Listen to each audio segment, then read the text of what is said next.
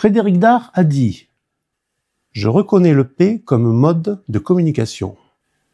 Il contient des vertus comiques certaines.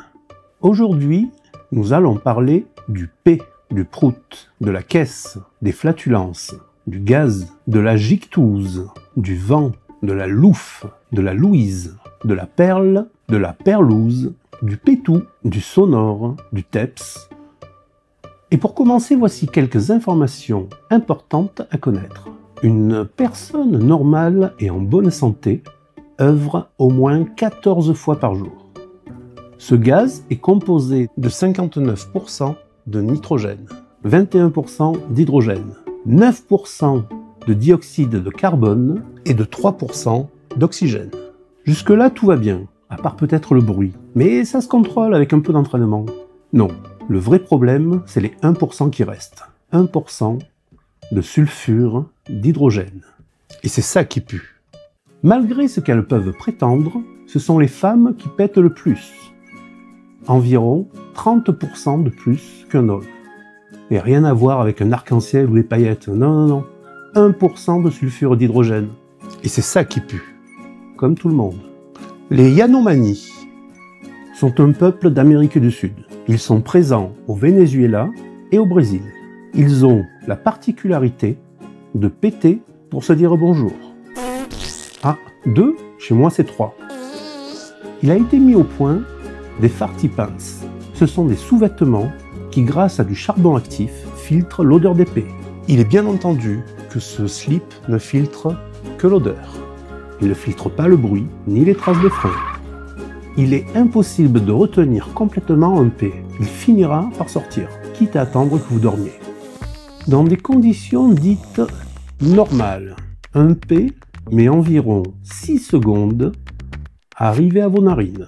Des chercheurs ont calculé, vous savez que ça à faire d'ailleurs, qu'il fallait un P continu de 6 ans et 9 mois pour avoir autant d'énergie qu'une bombe atomique. Bon, je suppose qu'il existe plusieurs sortes de bombes atomiques, avec plusieurs puissances, etc. Mais le fait me paraissait assez important pour vous le raconter, malgré l'imprécision de mes recherches. Si quelqu'un a plus de détails, il y a les commentaires. En 2012, le Huffington Post nous raconte l'histoire de Harold Wayne Hadley, qui vient d'être arrêté dans le Mississippi. Harold a 19 ans et est étudiant. Alors qu'il était aux toilettes de la bibliothèque universitaire, Harold marque sur le papier toilette, pour se vanter sans doute, « J'ai lâché une bombe dans la bibliothèque ». Le suivant a pris la plaisanterie au premier degré et a alerté les secours. Police, FBI, des mineurs, pas moins de 11 agences gouvernementales sont intervenues. Un de ses professeurs reconnaît l'écriture d'Harold. Il est arrêté immédiatement et une caution de 20 000 $ sera fixée. Je n'ai malheureusement pas eu les résultats du procès.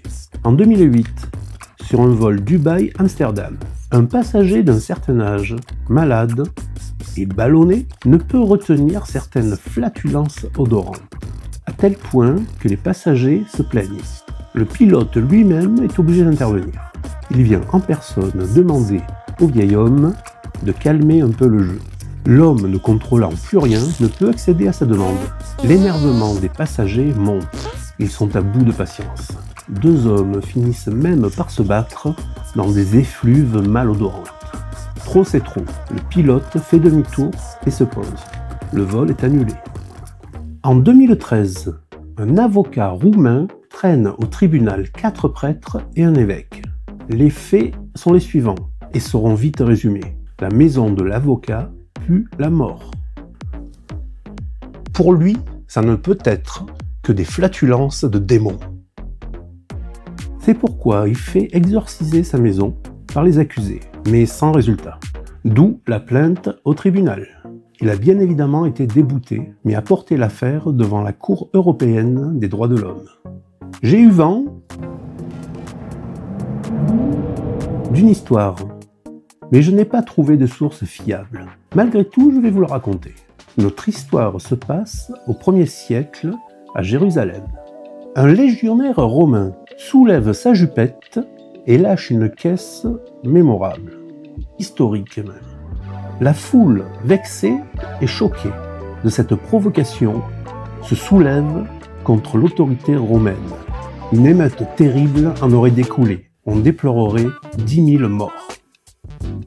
Et c'est ainsi que se termine cette vidéo un peu légère aujourd'hui. N'hésitez pas à liker, à vous abonner et à partager. Et je vous dis à lundi.